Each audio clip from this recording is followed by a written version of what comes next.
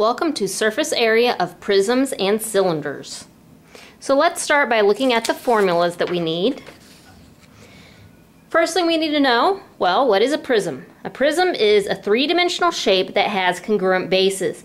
The most common ones we use are a rectangular prism, which is basically a box, and a triangular prism.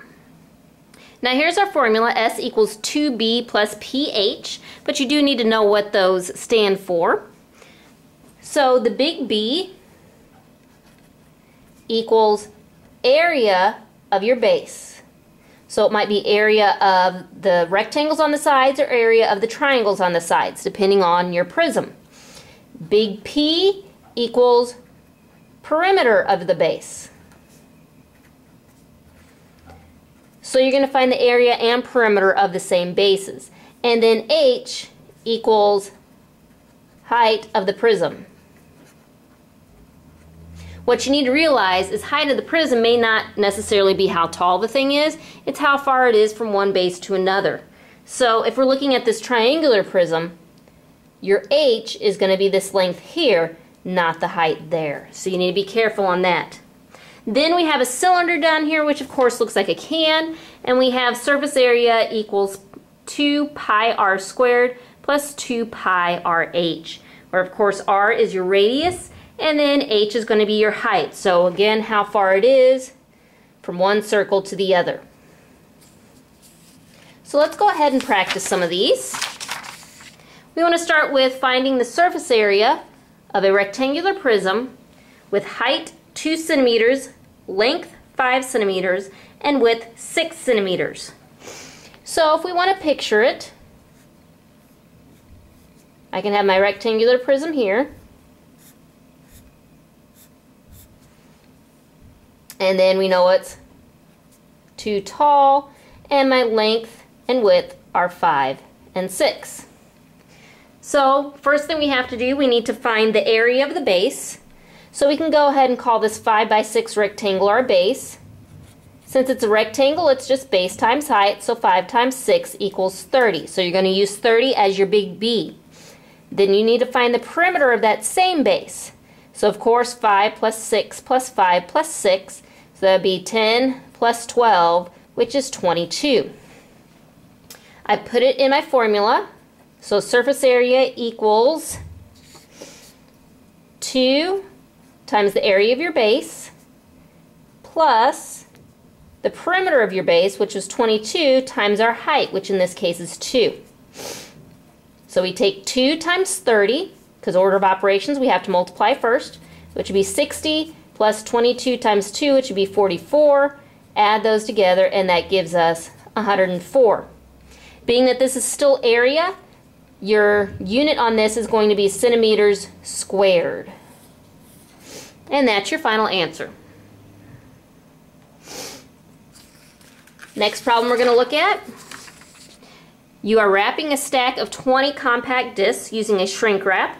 Each disc is cylindrical with height 1.2 millimeters and radius 60 millimeters. What is the minimum amount of shrink wrap needed to cover the stack of 20 discs?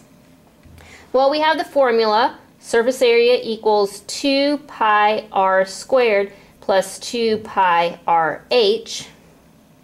So we know the radius of each CD is 60 millimeters, so we'll put 60 in for our radius, but we do not know the total height. So to find the total height, we have to take the height of one compact disc, which is 1.2, and multiply to 20. So take 1.2 times 20, and that's going to give us 24. So this is going to equal the height of this.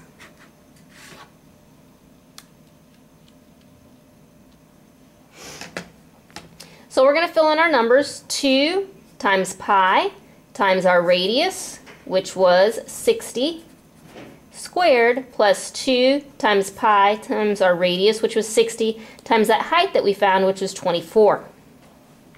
Now we have to look at how we're going to put this in a calculator. I prefer to put as much in my calculator as possible. You can actually type this entire thing in if you like. I'm going to take one section at a time, so I'm going to take 2 times pi times 60 squared Please remember that you do have to use your pi button.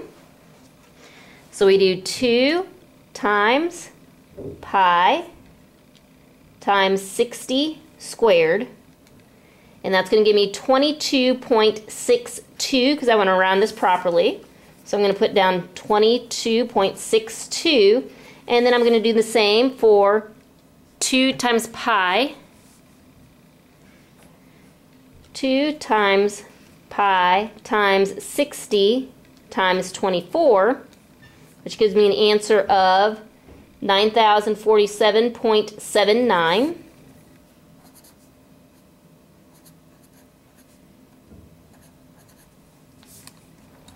And then I'm going to add those two answers together. That first one doesn't seem right. I don't think I squared it.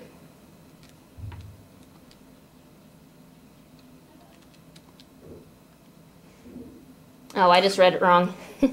It's 22,619.47. So please correct your notes. I had that written in wrong. And then plus 9,047.79. So my final answer is 23,567.26. Again, since this is area, it's going to be millimeters squared. Okay, next example here. I wanted to try a triangular prism because, again, a lot of people get confused on the height, especially on a figure like this.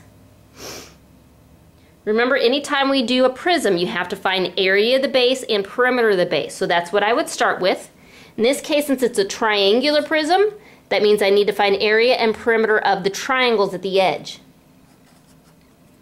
So if I want to find big B, remember we have to find the right angle to locate the base and the height. So in this case, the base is 3, but my height I find back here, which is 4.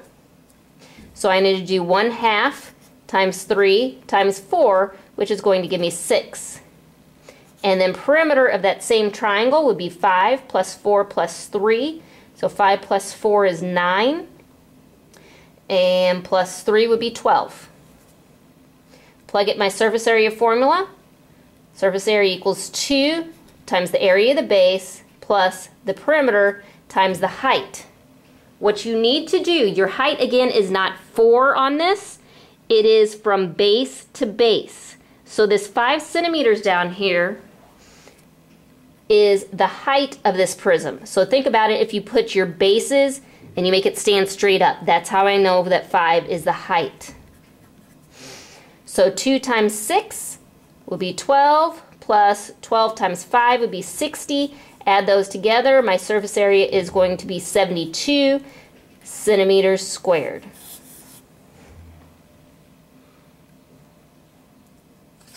Last example we have here.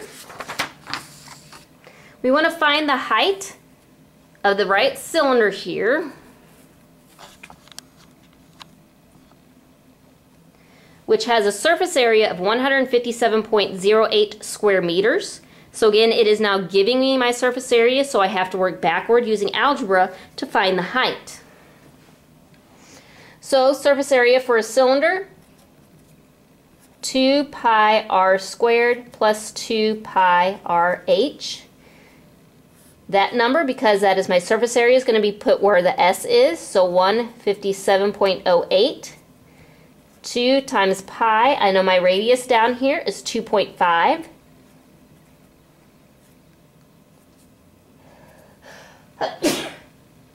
Plus 2 times pi, again my radius is 2.5, and I'm trying to find my height. So what I'm going to do for this algebraic equation is work out as much as I can. Again, use your pi button to make it as exact as possible.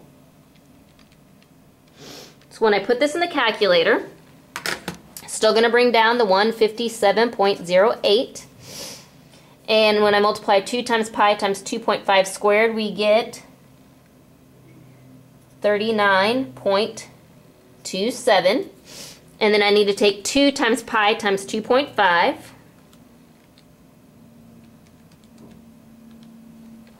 And that gives me 15.71, and then I put the h after that. And so now this is just a standard equation. If here's my h, I have to start by subtracting the 39 since it is not attached to the h. So 157.08 minus 39.27. 117.81 equals 15.71h. Then remember we have to divide by that 15.71. And that's going to give you my height. So we get roughly 7.5, and in this case would be meters for the height of that cylinder.